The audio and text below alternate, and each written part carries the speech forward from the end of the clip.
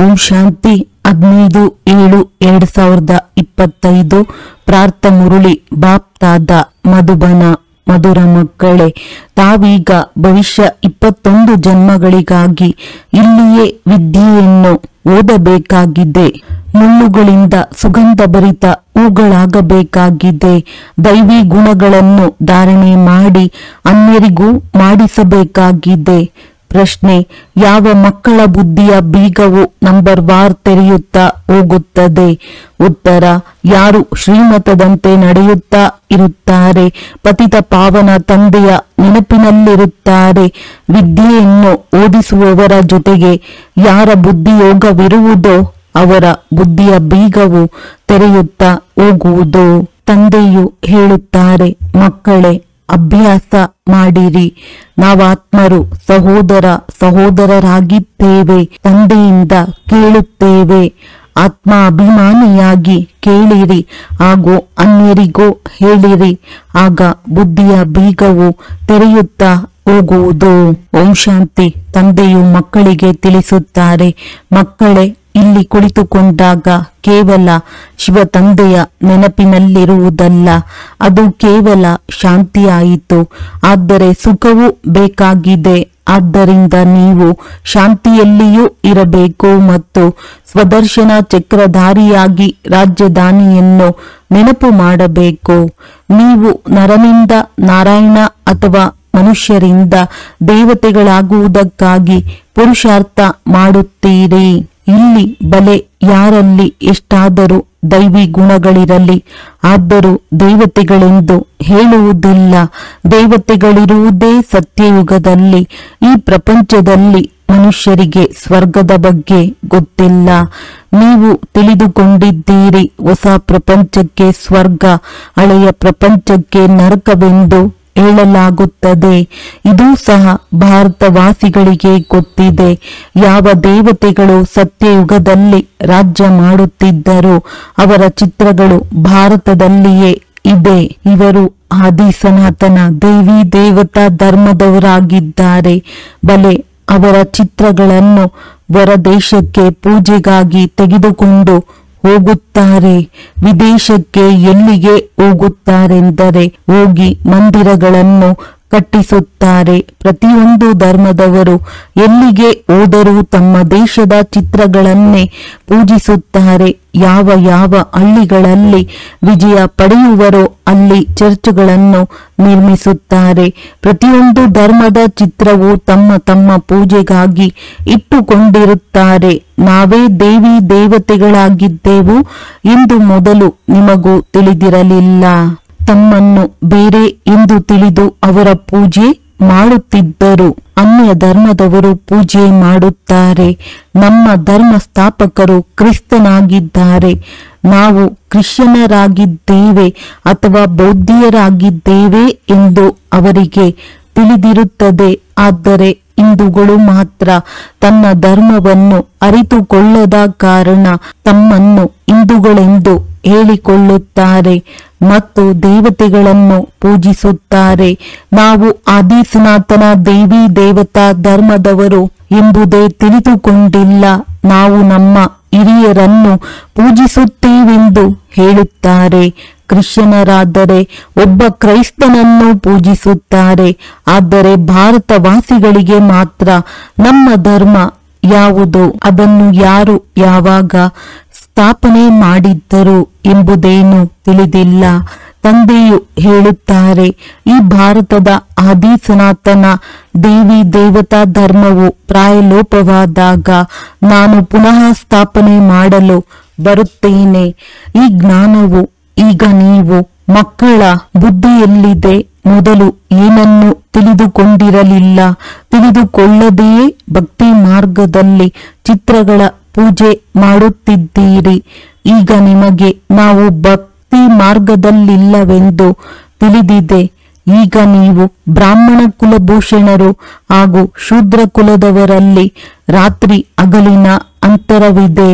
ಇದು ಸಹ ಈ ಸಮಯದಲ್ಲಿಯೇ ನೀವು ತಿಳಿದುಕೊಂಡಿದ್ದೀರಿ. ಸತ್ಯಯುಗದಲ್ಲಿ ತಿಳಿದುಕೊಳ್ಳುವುದಿಲ್ಲ. ಈ ಸಮಯದಲ್ಲಿಯೇ ನಿಮಗೆ ತಿಳುವಳಿಕೆಯು ಸಿಗುತ್ತದೆ. ತಂದೆಯು ಆತ್ಮರಿಗೆ ತಿಳುವಳಿಕೆ ನೀಡುತ್ತಾರೆ. ಹಳೆಯ ಪ್ರಪಂಚ ಹಾಗೂ ಹೊಸ ಪ್ರಪಂಚದ ಬಗ್ಗೆ ನೀವು ಬ್ರಾಹ್ಮಣರಿಗೆ ಮಾತ್ರವೇ ತಿಳಿದಿದೆ. ಹಳೆಯ ಪ್ರಪಂಚದಲ್ಲಿ ಅನೇಕ ಮನುಷ್ಯರಿದ್ದಾರೆ. ಇಲ್ಲಂತೂ ಮನುಷ್ಯರು ಎಷ್ಟು ಹೊಡೆದಾಡುತ್ತಾ ಜಗಳವಾಡುತ್ತಿರುತ್ತಾರೆ. ಇದು ಮುಳ್ಳುಗಳ ಕಾಡಾಗಿದೆ. ನೀವು ತಿಳಿದುಕೊಂಡಿದ್ದೀರಿ, ನಾವು ಸಹ ಮುಳ್ಳುಗಳಾಗಿದ್ದೆವು. ಈಗ ತಂದೆಯು ನಮ್ಮನ್ನು ಹೂಗಳನ್ನಾಗಿ ಮಾಡುತ್ತಿದ್ದಾರೆ. ಮುಳ್ಳುಗಳಾದವರು ಈ ಸುಗಂಧ ಭರಿತ ಹೂಗಳಾದ ದೇವತೆಗಳಿಗೆ ನಮನ ಮಾಡುತ್ತಾರೆ. ಈ ರಹಸ್ಯವನ್ನು ನೀವು ಈಗ ತಿಳಿದಿದ್ದೀರಿ. ನಾವೇ ದೇವತೆಗಳಾಗಿದ್ದೆವು, ನಂತರ ಈಗ ಬಂದು ಸುಗಂಧ ಭರಿತ ಬ್ರಾಹ್ಮಣ ಹೂಗಳಾಗಿದ್ದೇವೆ. ತಂದೆಯು ತಿಳಿಸಿದ್ದಾರೆ, ಇದು ಡ್ರಾಮಾ ಆಗಿದೆ. ಮೊದಲು ಈ ಡ್ರಾಮಾ, ಸಿನಿಮಾ ಇತ್ಯಾದಿಗಳು ಇರಲಿಲ್ಲ, ಈಗ ಬಂದಿವೆ. ಏಕೆ ಬಂದಿವೆ? ಏಕೆಂದರೆ ತಂದೆಯು ನೀವು ಮಕ್ಕಳಿಗೆ ತಿಳಿಸಲು ಸಹಜವಾಗಲಿ ಎಂದು. ಈ ವಿಜ್ಞಾನವೂ ಸಹ ನೀವು ಮಕ್ಕಳೇ ಕಲಿಯಬೇಕಲ್ಲವೇ? ಬುದ್ಧಿಯಲ್ಲಿ ಇದೆಲ್ಲ ವೈಜ್ಞಾನಿಕ ಸಂಸ್ಕಾರಗಳನ್ನು ತೆಗೆದುಕೊಂಡು ಹೋಗುತ್ತೀರಿ. ಇದು ಸತ್ಯಯುಗಕ್ಕೆ ಕೆಲಸಕ್ಕೆ ಬರುತ್ತದೆ. ಪ್ರಪಂಚವೇನು ಒಂದೇ ಸಲ ಸಮಾಪ್ತಿಯಾಗುವುದಿಲ್ಲ. ಸಂಸ್ಕಾರವನ್ನು ತೆಗೆದುಕೊಂಡು ಹೋಗಿ ನಂತರ ಜನ್ಮ ಪಡೆಯುತ್ತಾರೆ. ವಿಮಾನಗಳನ್ನು ತಯಾರು ಮಾಡುತ್ತಾರೆ. ಯಾವುದು ಕೆಲಸಕ್ಕೆ ಬರುವ ವಸ್ತುಗಳಿವೆಯೋ ಅವೆಲ್ಲವೂ ತಯಾರಾಗುತ್ತವೆ. ಹಡಗನ್ನು ತಯಾರು ಮಾಡುವವರು ಇದ್ದಾರೆ. ಅಲ್ಲಿ ಹಡಗುಗಳು ಕೆಲಸಕ್ಕೆ ಬರುವುದಿಲ್ಲ. ಬಲೆ, ಯಾರಾದರೂ ಹಡಗು ಮಾಡುವವರು ಜ್ಞಾನ ತೆಗೆದುಕೊಳ್ಳಲಿ ತೆಗೆದುಕೊಳ್ಳದಿರಲಿ, ಆದರೆ ಅವರ ಸಂಸ್ಕಾರ ಕೆಲಸಕ್ಕೆ ಬರುವುದಿಲ್ಲ. ಅಲ್ಲಿ ಹಡಗುಗಳ ಅವಶ್ಯಕತೆಯೇ ಇರುವುದಿಲ್ಲ. ಇದು ಡ್ರಾಮಾದಲ್ಲಿಲ್ಲ. ಆ ವಿಮಾನ, ವಿದ್ಯುತ್ ಇತ್ಯಾದಿಗಳ ಅವಶ್ಯಕತೆ ಇರುವುದು. ಅದರ ಅನ್ವೇಷಣೆ ಮಾಡುತ್ತಾ ಇರುತ್ತಾರೆ. ಅಲ್ಲಿಂದ ಮಕ್ಕಳು ಕಲಿತುಕೊಂಡು ಬರುತ್ತಾರೆ. ಇವೆಲ್ಲ ಮಾತುಗಳು ಈಗ ನಿಮ್ಮ ಬುದ್ಧಿಯಲ್ಲಿ ಮಾತ್ರವೇ ಇದೆ. ನಾವು ಹೊಸ ಪ್ರಪಂಚಕ್ಕಾಗಿ ಓದುತ್ತೇವೆ. ತಂದೆಯು ನಮಗೆ ಭವಿಷ್ಯ 21 ಜನ್ಮಗಳಿಗಾಗಿ ಓದಿಸುತ್ತಾರೆ. ನಾವು ಸ್ವರ್ಗವಾಸಿಗಳಾಗುವುದಕ್ಕಾಗಿ ಪವಿತ್ರರಾಗುತ್ತಿದ್ದೇವೆ. ಮೊದಲು ನರಕವಾಸಿಗಳಾಗಿದ್ದೆವು ಎಂದು ನಿಮಗೆ ತಿಳಿದಿದೆ. ಇಂಥವರು ಸ್ವರ್ಗವಾಸಿಯಾದರೆಂದು ಮನುಷ್ಯರು ಹೇಳುತ್ತಾರೆ. ಆದರೆ ನಾವು ನರಕದಲ್ಲಿದ್ದೇವೆ ಎಂದು ತಿಳಿದುಕೊಳ್ಳುವುದಿಲ್ಲ. ಬುದ್ಧಿಯ ಬೀಗ ತೆರೆಯುವುದಿಲ್ಲ. ನೀವು ಮಕ್ಕಳಿಗೆ ಈಗ ನಿಧಾನವಾಗಿ ನಂಬರ್ವಾರ್ ಪುರುಷಾರ್ಥದನುಸಾರ ಬುದ್ಧಿಯ ಬೀಗವು ತೆರೆಯಲ್ಪಡುತ್ತದೆ. ಯಾರು ಶ್ರೀಮತದಂತೆ ನಡೆಯುವರೋ ಮತ್ತು ಪತಿತ ಪಾವನ ತಂದೆಯನ್ನು ನೆನಪು ಮಾಡುವರೋ ಅವರ ಬುದ್ಧಿಯ ಬೀಗವು ತೆರೆಯಲ್ಪಡುವುದು. ತಂದೆಯು ಜ್ಞಾನವನ್ನು ಕೊಡುತ್ತಾರೆ ಮತ್ತು ನೆನಪನ್ನು ಕಲಿಸುತ್ತಾರೆ. ಶಿಕ್ಷಕರಲ್ಲವೇ? ಅಂದ ಮೇಲೆ ಶಿಕ್ಷಕರು ಅವಶ್ಯವಾಗಿ ಓದಿಸುತ್ತಾರೆ. ಎಷ್ಟು ಶಿಕ್ಷಕರು ಮತ್ತು ವಿದ್ಯೆಯೊಂದಿಗೆ ಯೋಗವಿದೆಯೋ ಅಷ್ಟು ಶ್ರೇಷ್ಠ ಪದವಿ ಪಡೆಯುತ್ತೀರಿ. ಆ ವಿದ್ಯೆಯಲ್ಲಂತೂ ಯೋಗವು ಇದ್ದೇ ಇರುತ್ತದೆ. ನಮಗೆ ಬ್ಯಾರಿಸ್ಟರ್ ಓದಿಸುತ್ತಾರೆಂದು ತಿಳಿದುಕೊಳ್ಳುತ್ತಾರೆ. ಇಲ್ಲಿ ತಂದೆಯೇ ಓದಿಸುತ್ತಾರೆ. ಆದರೆ ಇದನ್ನು ಮರೆತು ಹೋಗುತ್ತಾರೆ. ಏಕೆಂದರೆ ಹೊಸ ಮಾತಲ್ಲವೇ? ದೇಹವನ್ನು ನೆನಪು ಮಾಡುವುದು ಬಹಳ ಸಹಜ. ಪದೇ ಪದೇ ದೇಹವು ನೆನಪಿಗೆ ಬರುತ್ತದೆ. ನಾವಾತ್ಮರಾಗಿದ್ದೇವೆ ಎಂಬುದನ್ನು ಮರೆತು ಹೋಗುತ್ತಾರೆ. ನಾವಾತ್ಮರಿಗೆ ತಂದೆಯು ತಿಳಿಸುತ್ತಾರೆ, ನಾವಾತ್ಮರು ಸಹೋದರರಾಗಿದ್ದೇವೆ. ತಂದೆಯಂತೂ ತಿಳಿದುಕೊಂಡಿದ್ದಾರೆ. ನಾನು ಪರಮಾತ್ಮನಾಗಿದ್ದೇನೆ, ಆತ್ಮರಿಗೆ ಕಲಿಸುತ್ತೇನೆ. ತಾವು ತಮ್ಮನ್ನು ಆತ್ಮರೆಂದು ತಿಳಿದು ಅನ್ಯ ಆತ್ಮರಿಗೂ ಕಲಿಸಿರಿ. ಆತ್ಮವು ಕಿವಿಗಳಿಂದ ಕೇಳುತ್ತದೆ. ತಿಳಿಸುವವರು ಪರಮಪಿತ ಪರಮಾತ್ಮನಾಗಿದ್ದಾರೆ. ಅವರಿಗೆ ಪರಮ ಆತ್ಮನೆಂದು ಹೇಳುವರು. ನೀವು ಯಾರಿಗಾದರೂ ತಿಳಿಸುತ್ತೀರೆಂದರೆ ಇದು ಬುದ್ಧಿಯಲ್ಲಿ ಬರಬೇಕು. ನನ್ನ ಆತ್ಮದಲ್ಲಿ ಜ್ಞಾನವಿದೆ. ನಾನು ಆತ್ಮನಿಗೆ ಇದನ್ನು ತಿಳಿಸುತ್ತಿದ್ದೇನೆ. ನಾನು ತಂದೆಯಿಂದ ಹೇಳಿರುವುದನ್ನು ಆತ್ಮರಿಗೆ ತಿಳಿಸುತ್ತೇನೆ ಎಂದು ನೆನಪಿರಲಿ. ಇದು ಸಂಪೂರ್ಣ ಹೊಸ ಮಾತಾಗಿದೆ. ನೀವು ಅನ್ಯರಿಗೆ ಓದಿಸುತ್ತೀರೆಂದರೆ ದೇಹಿ ಅಭಿಮಾನಿಯಾಗಿ ಓದಿಸುವುದಿಲ್ಲ. ಮರೆತು ಹೋಗುತ್ತೀರಿ. ಇದು ಉನ್ನತ ಗುರಿಯಲ್ಲವೇ? ಬುದ್ಧಿಯಲ್ಲಿ ನೆನಪಿರಬೇಕು, ನಾನಾತ್ಮ ಅವಿನಾಶಿಯಾಗಿದ್ದೇನೆ. ನಾನಾತ್ಮನು ಈ ಕರ್ಮೇಂದ್ರಿಯಗಳ ಮೂಲಕ ಪಾತ್ರವನ್ನಭಿನಯಿಸುತ್ತೇನೆ. ನೀವಾತ್ಮರು ಶೂದ್ರ ಕುಲದಲ್ಲಿದ್ದೀರಿ, ಈಗ ಬ್ರಾಹ್ಮಣ ಕುಲದಲ್ಲಿದ್ದೀರಿ, ನಂತರ ದೇವತಾ ಕುಲದಲ್ಲಿ ಹೋಗುವಿರಿ. ಅಲ್ಲಿ ಪವಿತ್ರವಾದ ಶರೀರವು ಸಿಗುವುದು. ಆತ್ಮರು ಸಹೋದರರಾಗಿದ್ದೀರಿ. ತಂದೆಯು ಮಕ್ಕಳಿಗೆ ಓದಿಸುತ್ತಾರೆ, ನಂತರ ಮಕ್ಕಳು ಆತ್ಮರಿಗೆ ತಿಳಿಸಲಾಗುತ್ತದೆ. ಆತ್ಮವೇ ಶರೀರದ ಮೂಲಕ ಕೇಳಿಸಿಕೊಳ್ಳುತ್ತದೆ. ಇವು ಬಹಳ ಸೂಕ್ಷ್ಮ ಮಾತುಗಳಾಗಿವೆ, ಸ್ಮೃತಿಯಲ್ಲಿ ಬರುವುದಿಲ್ಲ. ಅರ್ಧಕಲ್ಪ ನೀವು ದೇಹಾಭಿಮಾನದಲ್ಲಿದ್ದೀರಿ. ಈ ಸಮಯದಲ್ಲಿ ದೇಹಿ ಅಭಿಮಾನಿಯಾಗಿರಬೇಕಾಗಿದೆ. ತಮ್ಮನ್ನು ಆತ್ಮನಿಶ್ಚಯ ಮಾಡಿಕೊಳ್ಳಿ. ಆತ್ಮನಿಶ್ಚಯ ಮಾಡಿಕೊಂಡು ಕುಳಿತುಕೊಳ್ಳಿ. ಆತ್ಮನಿಶ್ಚಯ ಮಾಡಿಕೊಂಡು ಕೇಳಿಸಿಕೊಳ್ಳಿ. ಪರಮಪಿತ ಪರಮಾತ್ಮನೇ ತಿಳಿಸುತ್ತಾರೆ. ಆದ್ದರಿಂದಲೇ ಹೇಳಿಕೆ ಇದೆ, ಆತ್ಮರು ಪರಮಾತ್ಮನಿಂದ ಬಹುಕಾಲ ಅಗಲಿ ಹೋಗಿದ್ದರು. ಪರಮಧಾಮದಲ್ಲಂತೂ ಓದಿಸುವುದಿಲ್ಲ, ಇಲ್ಲಿಯೇ ಬಂದು ಓದಿಸುತ್ತೇನೆ. ಮತ್ತೆಲ್ಲ ಆತ್ಮರಿಗೆ ತಮ್ಮ ತಮ್ಮ ಶರೀರವಿದೆ. ಈ ತಂದೆಯಂತೂ ಪರಮ ಆತ್ಮನಾಗಿದ್ದಾರೆ. ಅವರಿಗೆ ಶರೀರವೇ ಇಲ್ಲ. ಅವರ ಆತ್ಮನ ಹೆಸರಾಗಿದೆ ಶಿವ. ಈ ಶರೀರ ನನ್ನದಲ್ಲ. ನಾನು ಪರಮ ಆತ್ಮನಾಗಿದ್ದೇನೆ. ನನ್ನ ಮಹಿಮೆ ಬೇರೆಯಾಗಿದೆ ಎಂದು ತಂದೆಗೆ ಗೊತ್ತಿದೆ. ಪ್ರತಿಯೊಬ್ಬರ ಮಹಿಮೆಯು ಬೇರೆ ಬೇರೆಯಾಗಿರುತ್ತದೆ. ಪರಮಪಿತ ಪರಮಾತ್ಮನು ಬ್ರಹ್ಮರವರ ಮೂಲಕ ಸ್ಥಾಪನೆ ಮಾಡುತ್ತಾರೆಂದು ಗಾಯನವಿದೆಯಲ್ಲವೇ?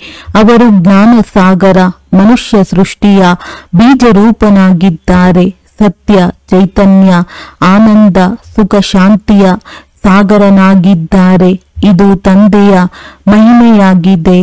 ಮಕ್ಕಳಿಗೆ ತಂದೆಯ ಸಂಪತ್ತಿನ ಬಗ್ಗೆ ತಿಳಿದಿರುತ್ತದೆ. ನಮ್ಮ ತಂದೆಯ ಬಳಿ ಈ ಕಾರ್ಖಾನೆ ಇದೆ, ಮಿಲ್ ಇದೆ ಎಂದು ನಶೆ ಇರುತ್ತದೆ ಇಲ್ಲವೇ? ಮಗುವೆ ತಂದೆಯ ಆಸ್ತಿಗೆ ಮಾಲೀಕನಾಗುತ್ತಾನೆ. ಈ ಆಸ್ತಿಯಂತೂ ಒಂದೇ ಬಾರಿ ಸಿಗುತ್ತದೆ. ತಂದೆಯ ಬಳಿ ಯಾವ ಆಸ್ತಿ ಇದೆ ಎಂಬುದನ್ನು ಕೇಳಿದ್ದೀರಿ. ನೀವಾತ್ಮರು ಅಮರರಾಗಿದ್ದೀರಿ ಎಂದು ಮೃತ್ಯು ಹೊಂದುವುದಿಲ್ಲ. ಪ್ರೇಮದ ಸಾಗರರು ಆಗುತ್ತೀರಿ. ಈ ಲಕ್ಷ್ಮೀನಾರಾಯಣರು ಪ್ರೇಮ ಸಾಗರ ಆಗಿದ್ದಾರೆ ಎಂದು ಪರಸ್ಪರ ಜಗಳವಾಡುವುದಿಲ್ಲ. ಇಲ್ಲಂತೂ ಎಷ್ಟೊಂದು ಜಗಳವಾಡುತ್ತಾರೆ. ಪ್ರೇಮದಲ್ಲಂತೂ ಇನ್ನೂ ದುಃಖವಿದೆ. ತಂದೆಯು ಬಂದು ವಿಕಾರವನ್ನು ಬಂದ್ ಮಾಡಿಸುತ್ತಾರೆ. ಆಗ ಎಷ್ಟೊಂದು ಪೆಟ್ಟು ತಿನ್ನಬೇಕಾಗುತ್ತದೆ. ತಂದೆಯು ತಿಳಿಸುತ್ತಾರೆ, ಮಕ್ಕಳೇ ಪಾವನರಾಗಿರಿ, ಆಗ ಪಾವನ ಪ್ರಪಂಚದ ಮಾಲೀಕರಾಗುವಿರಿ. ಕಾಮ ಮಹಾ ಶತ್ರುವಾಗಿದೆ. ಆದ್ದರಿಂದ ತಂದೆಯ ಬಳಿ ಬಂದಾಗ ತಂದೆಯು ಹೇಳುತ್ತಾರೆ, ಯಾವುದೆಲ್ಲ ವಿಕರ್ಮ ಮಾಡಿದ್ದೀರೋ ಅದನ್ನು ತಿಳಿಸಿಬಿಡಿ, ಆಗ ಹಗುರವಾಗಿ ಬಿಡುವುದು. ಇದರಲ್ಲಿಯೂ ಮುಖ್ಯವಾದದ್ದು ವಿಕಾರದ ಮಾತಾಗಿದೆ. ತಂದೆಯು ಮಕ್ಕಳ ಕಲ್ಯಾಣಾರ್ಥವಾಗಿ ಕೇಳುತ್ತಾರೆ, ಏ ಪತಿತ ಪಾವನ ಬನ್ನಿ ಎಂದು ತಂದೆಗೆ ಹೇಳುತ್ತಾರೆ. ಏಕೆಂದರೆ ವಿಕಾರದಲ್ಲಿ ಹೋಗುವವರಿಗೆ ಪತಿತರೆಂದು ಹೇಳಲಾಗುತ್ತದೆ. ಈ ಪ್ರಪಂಚವು ಪತಿತವಾಗಿದೆ. ಮನುಷ್ಯರು ಪತಿತರಾಗಿದ್ದಾರೆ. ಪಂಚತತ್ವಗಳು ಪತಿತವಾಗಿದೆ. ಸತ್ಯಯುಗದಲ್ಲಿ ನಿಮಗಾಗಿ ತತ್ವಗಳು ಪವಿತ್ರವಾಗಿರಬೇಕು. ಈ ಆಸುರಿ ಪೃಥ್ವಿಯಲ್ಲಿ ದೇವತೆಗಳ ಛಾಯೆಯೂ ಬೀಳುವುದಿಲ್ಲ. ಲಕ್ಷ್ಮಿಯ ಆಹ್ವಾನ ಮಾಡುತ್ತಾರೆ. ಆದರೆ ಇಲ್ಲಿ ಬರಲು ಸಾಧ್ಯವೇ? ಬರಬೇಕೆಂದರೆ ಈ ಪಂಚತತ್ವಗಳು ಬದಲಾಗಬೇಕು. ಸತ್ಯಯುಗವು ಹೊಸ ಪ್ರಪಂಚ, ಇದು ಹಳೆಯ ಪ್ರಪಂಚವಾಗಿದೆ. ಇದು ಸಮಾಪ್ತಿಯಾಗುವ ಸಮಯವಾಗಿದೆ. ಇನ್ನು 40,000 ವರ್ಷಗಳಿದೆ ಎಂದು ಮನುಷ್ಯರು ತಿಳಿಯುತ್ತಾರೆ. ಅರೆ, ಕಲ್ಪದ ಆಯಸ್ಸೆ 5,000 ವರ್ಷಗಳ ಅಂದ ಮೇಲೆ ಕೇವಲ ಒಂದು ಕಲಿಯುಗ 40,000 ವರ್ಷಗಳಿರಲು ಹೇಗೆ ಸಾಧ್ಯ?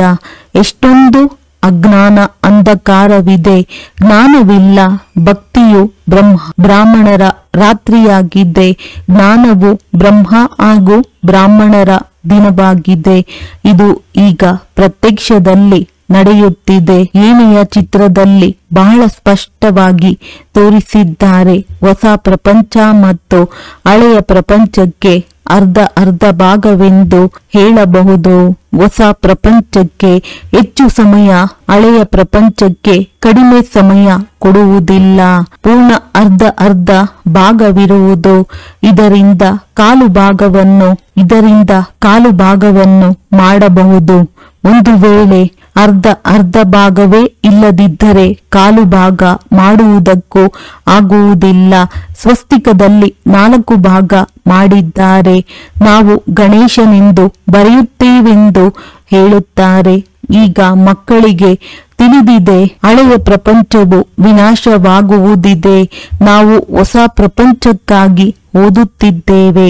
ಹೊಸ ಪ್ರಪಂಚಕ್ಕಾಗಿ ನಾವು ನರನಿಂದ ನಾರಾಯಣರಾಗುತ್ತೇವೆ. ಕೃಷ್ಣನು ಸಹ ಹೊಸ ಪ್ರಪಂಚದವನಾಗಿದ್ದಾನೆ. ಕೃಷ್ಣನದ್ದು ಗಾಯನವಾಯಿತು. ಕೃಷ್ಣನಿಗೆ ಮಹಾತ್ಮನೆಂದು ಹೇಳುತ್ತಾರೆ, ಏಕೆಂದರೆ ಚಿಕ್ಕ ಮಗುವಾಗಿದ್ದಾನಲ್ಲವೇ. ಚಿಕ್ಕ ಮಕ್ಕಳು ಪ್ರಿಯರೆನಿಸುತ್ತಾರೆ. ಕಿರಿಯರನ್ನು ಪ್ರೀತಿ ಮಾಡುವಷ್ಟು ಹಿರಿಯರನ್ನು ಮಾಡುವುದಿಲ್ಲ, ಏಕೆಂದರೆ ಸತೋಪ್ರಧಾನ ಸ್ಥಿತಿಯಾಗಿರುತ್ತದೆ. ವಿಕಾರದ ದುರ್ಗಂಧವಿರುವುದಿಲ್ಲ. ದೊಡ್ಡವರಾದಾಗ ವಿಕಾರಗಳ ದುರ್ಗಂಧವಿರುತ್ತದೆ. ಮಕ್ಕಳಿಗೆಂದೂ ಕುದೃಷ್ಟಿ ಬರಲು ಸಾಧ್ಯವಿಲ್ಲ. ಈ ಕಣ್ಣುಗಳೇ ಮೋಸ ಮಾಡುವಂತದ್ದಾಗಿದೆ. ಆದ್ದರಿಂದ ಕತೆಗಳಲ್ಲಿ ತಮ್ಮ ಕಣ್ಣುಗಳನ್ನೇ ತೆಗೆದಿಟ್ಟರೆಂದು ಹೇಳುತ್ತಾರೆ. ಆದರೆ ಇಂತಹ ಯಾವುದೇ ಮಾತುಗಳಿಲ್ಲ. ಯಾರು ಹೀಗೆ ಕಣ್ಣುಗಳನ್ನು ತೆಗೆಯುವುದಿಲ್ಲ. ಈ ಸಮಯದಲ್ಲಿ ತಂದೆಯು ಎಲ್ಲ ಜ್ಞಾನದ ಮಾತುಗಳನ್ನು ತಿಳಿಸುತ್ತಾರೆ. ನಿಮಗಂತೂ ಜ್ಞಾನದ 3ನೇ ನೇತ್ರ ಸಿಕ್ಕಿದೆ.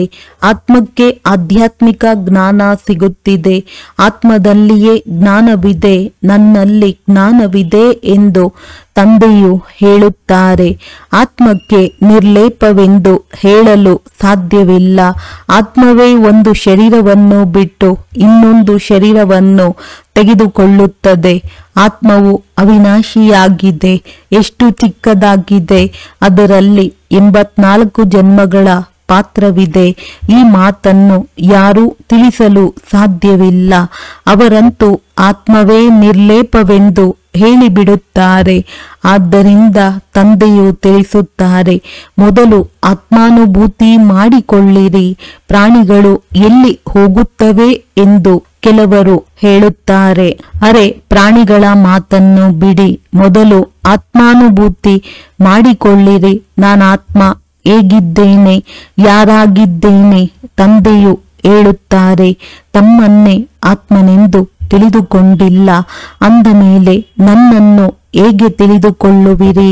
ಇದೆಲ್ಲ ಸೂಕ್ಷ್ಮ ಮಾತುಗಳು. ನೀವು ಮಕ್ಕಳ ಬುದ್ಧಿಯಲ್ಲಿದೆ. ಆತ್ಮದಲ್ಲಿ 84 ಜನ್ಮಗಳ ಪಾತ್ರವಿದೆ. ಅದನ್ನು ಅಭಿನಯಿಸುತ್ತಾ ಇರುತ್ತದೆ. ಕೆಲವರು ಹೇಳುತ್ತಾರೆ, ಡ್ರಾಮಾದಲ್ಲಿ ಎಲ್ಲವೂ ನಿಗದಿಯಾಗಿದೆ. ಅಂದ ಮೇಲೆ ನಾವು ಪುರುಷಾರ್ಥವಾದರೂ ಏಕೆ ಮಾಡಬೇಕು? ಅರೆ, ಪುರುಷಾರ್ಥವಿಲ್ಲದೆ ನೀರು ಸಿಗುವುದಿಲ್ಲ. ಡ್ರಾಮಾನುಸಾರ ಎಲ್ಲವೂ ತಾನಾಗಿಯೇ ಸಿಗುವುದು ಎಂದಲ್ಲ. ಕರ್ಮವನ್ನಂತೂ ಅವಶ್ಯವಾಗಿ ಮಾಡಬೇಕಾಗಿದೆ. ಒಳ್ಳೆಯ ಹಾಗೂ ಕೆಟ್ಟ ಕರ್ಮವಾಗುತ್ತದೆ. ಇದನ್ನು ಬುದ್ಧಿಯಿಂದ ತಿಳಿದುಕೊಳ್ಳಬಹುದು. ತಂದೆಯು ಹೇಳುತ್ತಾರೆ, ಇದು ರಾವಣ ರಾಜ್ಯವಾಗಿದೆ. ಇದರಲ್ಲಿ ನಿಮ್ಮ ಕರ್ಮಗಳು ವಿಕರ್ಮಗಳಾಗುತ್ತವೆ. ಸತ್ಯಯುಗದಲ್ಲಿ ವಿಕರ್ಮಗಳಾಗಲು ರಾವಣ ರಾಜ್ಯವೇ ಇರುವುದಿಲ್ಲ. ನಾನೇ ನಿಮಗೆ ಕರ್ಮ ಅಕರ್ಮ ವಿಕರ್ಮದ ಗತಿಯನ್ನು ತಿಳಿಸುತ್ತೇವೆ. ಅಲ್ಲಿ ನಿಮ್ಮ ಕರ್ಮಗಳು ಅಕರ್ಮಗಳಾಗುತ್ತವೆ. ರಾವಣ ರಾಜ್ಯದಲ್ಲಿ ಕರ್ಮವು ವಿಕರ್ಮವಾಗುತ್ತದೆ. ಗೀತಾ ಪಾಠಿಗಳೂ ಸಹ ಎಂದು ಇದರ ಅರ್ಥವನ್ನು ತಿಳಿಸುವುದಿಲ್ಲ. ಅವರು ಕೇವಲ ಓದಿ ಹೇಳುತ್ತಾರೆ. ಸಂಸ್ಕೃತದಲ್ಲಿ ಶ್ಲೋಕವನ್ನು ಓದಿ ಆಯಾ ಭಾಷೆಯಲ್ಲಿ ಅರ್ಥ ಹೇಳುತ್ತಾರೆ. ತಂದೆಯು ಹೇಳುತ್ತಾರೆ, ಕೆಲವು ಶಬ್ದಗಳು ಸರಿಯಾಗಿದೆ, ಭಗವಾನ್ ವಾಚ ಇದೆ, ಆದರೆ ಭಗವಂತ ಎಂದು ಯಾರಿಗೆ ಹೇಳಲಾಗುತ್ತದೆ ಎಂಬುದು ಯಾರಿಗೂ ತಿಳಿದಿಲ್ಲ. ಒಳ್ಳೆಯದು, ಮಧುರಾತಿ ಮಧುರ ಅಗಲಿ ಮರಳಿ ಸಿಕ್ಕಿರುವ ಮಕ್ಕಳ ಪ್ರತಿ ಮಾತ್ಪಿತಾ ಬಾಪ್ ತಾದಾರವರ ನೆನಪು, ಪ್ರೀತಿ ಹಾಗೂ ಸುಪ್ರಭಾತ. ಆತ್ಮೀಯ ಮಕ್ಕಳಿಗೆ ಆತ್ಮೀಯ ತಂದೆಯ ನಮಸ್ತೆ. ಧಾರಣೆಗಾಗಿ ಮುಖ್ಯ ಸಾರ: ಬೇಅದ್ದಿನ ತಂದೆಯ ಆಸ್ತಿಗೆ ನಾನಾತ್ಮನು ಮಾಲೀಕನಾಗಿದ್ದೇನೆ. ಹೇಗೆ ತಂದೆಯು ಶಾಂತಿ, ಪವಿತ್ರತೆ, ಆನಂದದ ಸಾಗರನಾಗಿದ್ದಾರೆ, ಹಾಗೆಯೇ ನಾನಾತ್ಮನು ಮಾಸ್ಟರ್ ಸಾಗರನಾಗಿದ್ದೇನೆ. ಇದೇ ನಶೆಯಲ್ಲಿರಬೇಕಾಗಿದೆ. ಡ್ರಾಮಾ ಎಂದು ಪುರುಷಾರ್ಥ ಬಿಡಬಾರದು. ಕರ್ಮವನ್ನು ಅವಶ್ಯವಾಗಿ ಮಾಡಬೇಕಾಗಿದೆ. ಕರ್ಮ, ಅಕರ್ಮ, ವಿಕರ್ಮದ ಗತಿಯನ್ನು ತಿಳಿದು ಸದಾ ಶ್ರೇಷ್ಠ ಕರ್ಮವನ್ನೇ ಮಾಡಬೇಕಾಗಿದೆ. ವರದಾನ: ಸಮಯದ ಮಹತ್ವಿಕೆಯನ್ನು ತಿಳಿದು ಸ್ವಯಂ ಅನ್ನು ಸಂಪನ್ನರನ್ನಾಗಿ ಮಾಡುವಂತಹ ವಿಶ್ವದ ಆಧಾರ ಮೂರ್ತಿ ಭವ. ಇಡೀ ಕಲ್ಪದ ಸಂಪಾದನೆಯ ಶ್ರೇಷ್ಠ ಕರ್ಮರೂಪಿ ಬೀಜವನ್ನು ಬಿತ್ತುವ, 5000 ವರ್ಷದ ಸಂಸ್ಕಾರಗಳ ರೆಕಾರ್ಡ್ ತುಂಬುವ, ವಿಶ್ವ ಕಲ್ಯಾಣ ಅಥವಾ ವಿಶ್ವ ಪರಿವರ್ತನೆಯ ಈ ಸಮಯ ನಡೆಯುತ್ತಿದೆ. ಒಂದು ವೇಳೆ ಸಮಯದ ಜ್ಞಾನವುಳ್ಳವರು ಸಹ ವರ್ತಮಾನ ಸಮಯವನ್ನು ಕಳೆದುಕೊಳ್ಳುತ್ತಾರೆ ಅಥವಾ ಬರುವಂತಹ ಸಮಯದ ಮೇಲೆ ಬಿಟ್ಟು ಬಿಡುತ್ತಾರೆ. ಆಗ ಸಮಯದ ಆಧಾರದ ಮೇಲೆ ಸ್ವಯಂನ ಪುರುಷಾರ್ಥ ಆಯಿತು. ಆದರೆ ವಿಶ್ವದ ಆಧಾರ ಮೂರ್ತಿ ಆತ್ಮರು ಯಾವುದೇ ಪ್ರಕಾರದ ಆಧಾರದ ಮೇಲೆ ನಡೆಯುವುದಿಲ್ಲ. ಅವರು ಒಂದೇ ಅವಿನಾಶಿ ಆಶ್ರಯದ ಆಧಾರದ ಮೇಲೆ ಕಲಿಯುಗಿ ಪತಿತ ಪ್ರಪಂಚದಿಂದ ದೂರ ಹೋಗಿ ಸ್ವಯಂ ಅನ್ನು ಸಂಪನ್ನವನ್ನಾಗಿ ಮಾಡಿಕೊಳ್ಳುವಂತಹ ಪುರುಷಾರ್ಥ ಮಾಡುತ್ತಾರೆ. ಸ್ಲೋಗನ್: ಸ್ವಯಂ ಅನ್ನು ಸಂಪನ್ನರನ್ನಾಗಿ ಮಾಡಿಕೊಂಡಿದ್ದೇ ಆದರೆ ವಿಶಾಲ ಕಾರ್ಯದಲ್ಲಿ ಸ್ವತಃ ಸಹಯೋಗಿಗಳಾಗುತ್ತಾರೆ. ಅವ್ಯಕ್ತ ಸೂಚನೆ: ಸಂಕಲ್ಪ ಶಕ್ತಿಯನ್ನು ಜಮಾ ಮಾಡಿ ಶ್ರೇಷ್ಠ ಸೇವೆಗೆ ನಿಮಿತ್ತರಾಗಿ. ವರ್ತಮಾನ ಸಮಯದ ಪುರುಷಾರ್ಥದಲ್ಲಿ ಪ್ರತಿ ಸಂಕಲ್ಪವನ್ನು ಶಕ್ತಿಶಾಲಿಯನ್ನಾಗಿ ಮಾಡಬೇಕಾಗಿದೆ. ಸಂಕಲ್ಪವೇ ಜೀವನದ ಶ್ರೇಷ್ಠ ಖಜಾನೆ ಆಗಿದೆ. ಇಂತಹ ಖಜಾನೆಯ ಮೂಲಕ ಏನು ಬೇಕಾದರೂ ಎಷ್ಟು ಬೇಕಾದರೂ ಪ್ರಾಪ್ತಿ ಮಾಡಿಕೊಳ್ಳಬಹುದು. ಅದೇ ರೀತಿ ಶ್ರೇಷ್ಠ ಸಂಕಲ್ಪಗಳ ಮೂಲಕ ಸದಾ ಕಾಲಕ್ಕಾಗಿ ಶ್ರೇಷ್ಠ ಪ್ರಾರಬ್ಧವನ್ನು ಪಡೆಯಬಹುದು. ಇದಕ್ಕಾಗಿ ಒಂದು ಚಿಕ್ಕ ಸ್ಲೋಗನ್ ಸ್ಮೃತಿಯಲ್ಲೇ ಇಟ್ಟುಕೊಳ್ಳಿ. ಯೋಚಿಸಿ ತಿಳಿದುಕೊಂಡು ಮಾಡಬೇಕು ಮತ್ತು ಮಾತನಾಡಬೇಕು. ಆಗಲೇ ಸದಾ ಕಾಲಕ್ಕಾಗಿ ಶ್ರೇಷ್ಠ ಜೀವನವನ್ನು ಮಾಡಿಕೊಳ್ಳಬಹುದು. ಒಳ್ಳೆಯದು. ಓಂ ಶಾಂತಿ.